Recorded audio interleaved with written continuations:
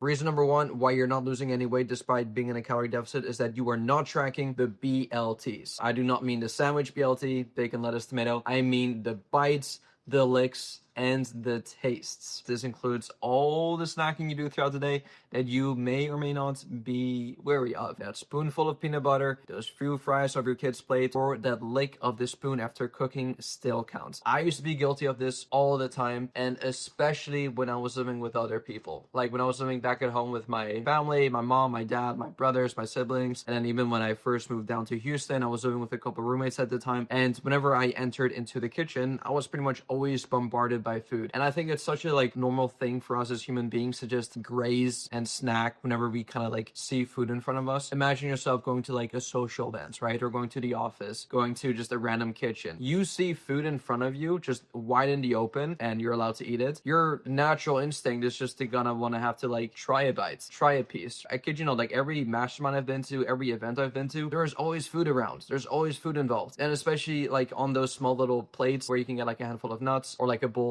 of fruits, even a plate of veggies with some dip on the side, or maybe a couple of slices of pastries or pizzas, whatever it is. You always feel inclined to eat something, and it always feels rude for you not to. Each one of those small bites can literally add up to 2, 3, 4, 500 extra calories per day, which is literally enough to completely erase your entire deficit for the day. Because let's say you're in a 500 calorie deficit, or at least you think you're in a 500 calorie deficit, by just having a small little handful of nuts here and there, small little bite to eat here and there, that could easily wipe you out of your deficit and either put you back to maintenance or worse yet, in a slight surplus. And that is the worst thing ever, especially if you're putting in on the effort with your meal prep, your dieting, but then if you graze throughout the day, maybe it's at the office, maybe it's at the desk, maybe it's at some of the weekend social events you're going to, whatever it may be, it kind of sucks, right? And this doesn't apply with point number one, this applies with all the points. If you're putting in the effort of simply tracking your food, that's already quite a bit of work you're putting into your health journey. It sucks for that to just completely vanish by you simply lacking 5 seconds of discipline by eating something that is considered off your meal plan, or that you just simply haven't tracked. So you have to be honest with yourself. If it goes into your mouth, it counts. Now, this may be something that you have to get used to over time, but this literally means everything.